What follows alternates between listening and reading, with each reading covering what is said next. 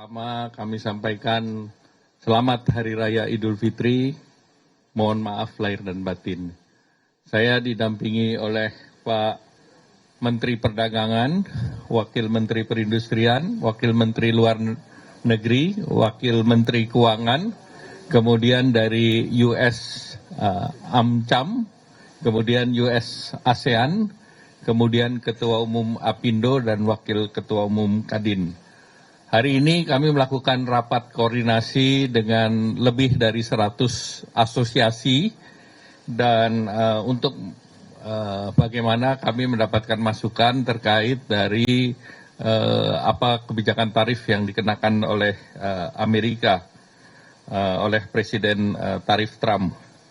Oleh karena itu kebijakan yang dituangkan dalam International Emergency Economic Power Act dan juga National Emergency Act ini mulai kemarin tanggal 5 April Amerika menerapkan 10% dan mulai tanggal 9 mendatang yang hanya 3 hari dari sekarang ada tambahan resiprokal di mana Indonesia dikenakan 32%. Nah sebetulnya pengenaan terhadap negara-negara ASEAN juga relatif lebih tinggi dari kita, apakah itu Vietnam, Kamboja, kemudian juga Thailand. Yang lebih rendah dari kita adalah Malaysia, kemudian Filipina dan Singapura.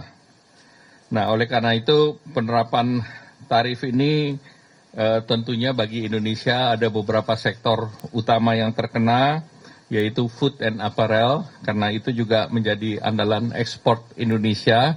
Tadi suara dari Apindo maupun Persepatuan juga kami dengar. Dan namun kompetitor kita di sektor ini, apakah itu China, Bangladesh, Vietnam, Kamboja, itu biaya masuknya di atas kita.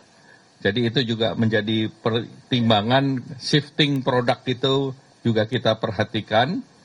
Kemudian juga bagi Indonesia itu another kesempatan juga karena marketnya itu besar di Amerika. Kemudian kedutaan besar di Indonesia juga sudah melakukan komunikasi dengan USTR dan tentunya dalam waktu dekat USTR menunggu proposal konkret dari Indonesia dan tentu hari ini kami selalu berkomunikasi dengan Bapak Presiden Prabowo. Sudah minggu lalu saat diumumkan dengan Donald Trump, kemudian sehari sebelum saya bertemu dengan Perdana Menteri Anwar Ibrahim sudah berkomunikasi dan kemarin Bapak Presiden juga bertemu dan hari ini juga laporannya ditunggu, laporan dari hasil koordinasi hari ini.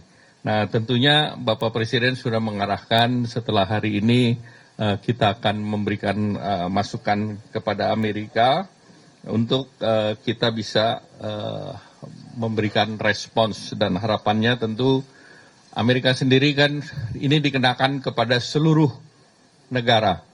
Maka pada waktu yang sama seluruh negara ingin bertemu dengan Amerika.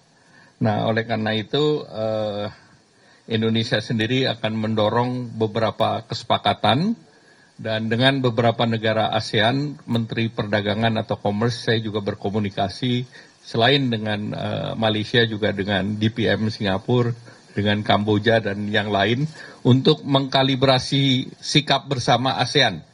Pemimpin atau Menteri Perdagangan akan bertemu tanggal 10, Pak Mendak mungkin akan hadir di sana, di mana ASEAN akan mengutamakan negosiasi.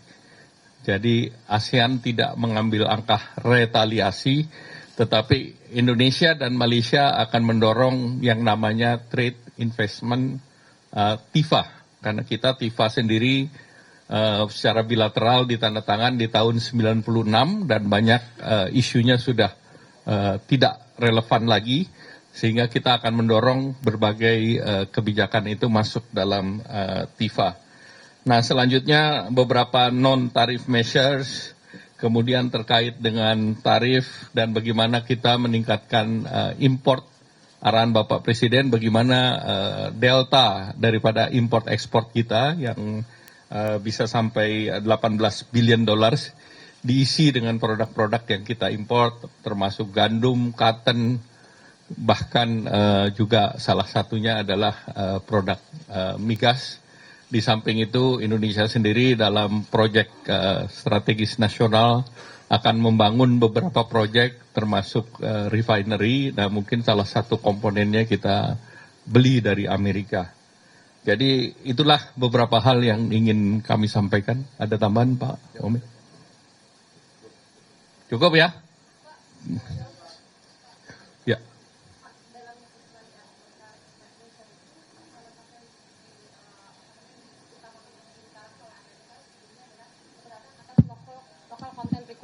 Apakah itu jadi salah satu pertimbangan pemerintah? Jadi ada pertimbangan terkait dengan sektor yang mereka ekspor ke Indonesia, antara lain ICT, itu kita sedang kaji dan kita akan respons. Ada lagi?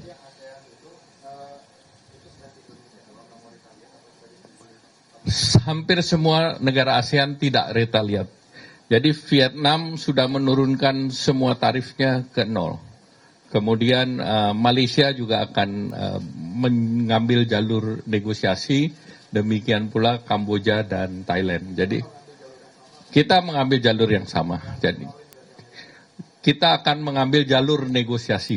Jadi jalurnya yang kita samakan, kemudian mekanisme TIFA-nya kita samakan. Ya.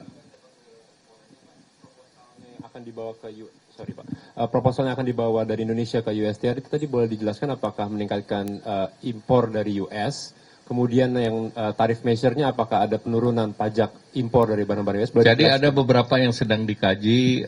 Pertama tentu kita melihat impor. Sebetulnya impor tarif kita terhadap produk yang diimpor Amerika relatif rendah, 5%. Bahkan untuk wheat maupun soybean itu sudah 0. Nah mereka hal lain tentu kita akan lihat terkait PPH dan PPN import. Kemudian yang lain tentu kita meningkatkan jumlah volume beli sehingga trade deficit yang 18 billion itu bisa dikurangkan. Ya baik.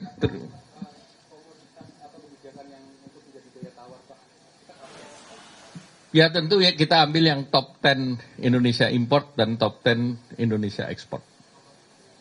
Contohnya kalau ekspor Indonesia kan elektronik.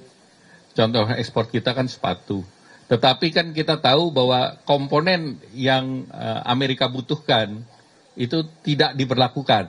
Contohnya semikonduktor. Kemudian furniture, produk daripada kayu.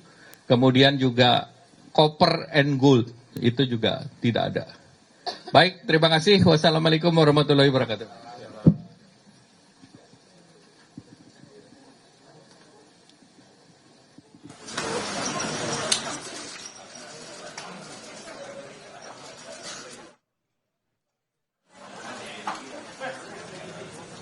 Ya, saudara, itu tadi pernyataan yang dikeluarkan oleh Menko Perekonomian Airlangga Hartarto menanggapi tarif impor baru Amerika Serikat. Dalam pernyataannya, Menteri Koordinator Perekonomian Indonesia Airlangga Hartarto mengatakan bahwa Indonesia akan mengambil jalur negosiasi menanggapi tarif impor baru yang ditetapkan oleh Presiden Amerika Serikat Donald Trump sebesar 32%. Indonesia akan melakukan komunikasi termasuk juga bersama-sama dengan negara-negara di ASEAN. Langkah negosiasi akan dilakukan. Tadi dalam pernyataannya Menteri Koordinator Bidang Perekonomian menyatakan bahwa ditindaklanjuti salah satunya dengan ada pertemuan Menteri Perdagangan yang akan digelar pada tanggal 10, Menteri Perdagangan ASEAN, yang akan dilakukan menjadi bagian dari respons pemerintah Indonesia terhadap kebijakan tarif impor baru Amerika Serikat. Kurs rupiah semakin terpuruk, saudara, dekat ke 17.000 per dolar Amerika Serikat setelah Donald Trump menabuh genderang perang tarif pada dunia. Rupiah menguntungkan eksportir, tetapi tidak bagi masyarakat luas yang masih bergantung pada kedelai impor, tepung impor, dan BBM impor. Ekonom meminta Bank Indonesia menjaga rupiah agar tidak tembus 18.000 rupiah terhadap dolar Amerika Serikat.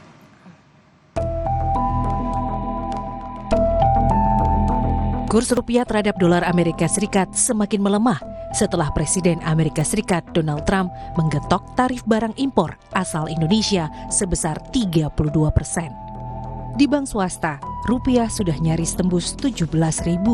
Rinciannya, kurs jual BCA 16.950 dan OCBC NISP bahkan sudah 16.993. Tidak jauh berbeda, rupiah di perbankan BUMN juga bernasib sama. Di Bank Mandiri 16.700, tetapi ini kurs 27 Maret atau sebelum tutup libur Lebaran. Kemudian BNI 16.995 pada 6 April dan Bank Rakyat Indonesia atau BRI 16.940 pada 7 April. Yusuf Kala, Wakil Presiden era Susilo Bambang Yudhoyono dan Joko Widodo bilang, meski lemah, rupiah justru menguntungkan eksportir. Ya, itu bahwa pengaruh mata uang dolar kurs itu ya mungkin sampai 17 saja. Tapi sekali lagi saya nilai tukar yang melemah itu ada positifnya, ada negatifnya. Negatifnya tentu bagi importir, kita membeli barang itu akan lebih mahal dari luar. Tapi bagi eksportir akan mendapat rupiah lebih banyak. Jadi petani-petani karet, petani sawit atau petani udang akan mendapat pendapatan lebih tinggi. Tetapi bagi ekonom, pelemahan kurs rupiah tidak bisa dianggap enteng. Pemerintah disarankan menghitung ulang dana program makan bergizi gratis dan Danantara. Sebagai negara yang masih sangat bergantung pada dolar, dampak kurs rupiah menjadi sangat serius bagi daya beli masyarakat yang kini juga sedang terpuruk. Dampak yang pertama yang paling jelas adalah melemahnya kurs rupiah. Udah jelas ya. Jadi channel financial market jauh lebih cepat bereaksi ketimbang channel dari real market atau real sektor ya. Jadi kalau memang benar-benar 306T itu tadi yang dipotong dari APBN bisa membackup kasus Trump ini, membackup industri kita, tidak terjadi layoff besar-besaran, memitigasi risikonya, saya rasa itu lebih cantik ketimbangkan mengucurkan dana 306 triliun untuk Danantara dan makan bergizi gratis yang menurut saya adalah pemborosan yang sangat dahsyat. Merespons gejolak yang terjadi di pasar rupiah, Bank Indonesia melakukan 3 jenis intervensi. Rinciannya, masuk lewat transaksi spot, masuk di pasar DNDF alias derivatif, dan terakhir membeli surat berharga negara atau surat utang negara di pasar sekunder. Ekonom bilang, Bank Indonesia harus mencegah rupiah lepas ke 18.000 dan merekomendasikan langkah stres test sebagai langkah antisipasi jika ekonomi memburuk. Tapi stress test ini menjadi hal yang penting dilakukan untuk mengukur seberapa kuat fundamental ekonomi Indonesia dan seberapa besar dampak sistemik yang ditimbulkan ke sektor keuangan. Kemudian yang paling penting lagi adalah melihat dari intervensi moneter yang dilakukan Bank Indonesia untuk menstabilkan nilai tukar rupiah.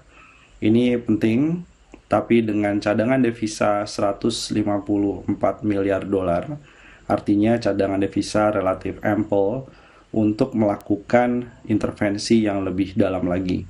Sehingga cadangan devisa mungkin akan menurun dalam beberapa saat ke depan, tapi rupiah bisa dijaga setidaknya tidak melebihi level psikologis 18.000 per dolar Amerika Serikat. Karena level psikologis 18.000 per dolar ini akan memberikan tekanan pada importir, tekanan pada produsen yang akan diteruskan kepada konsumen dan berisiko menjadi imported inflation.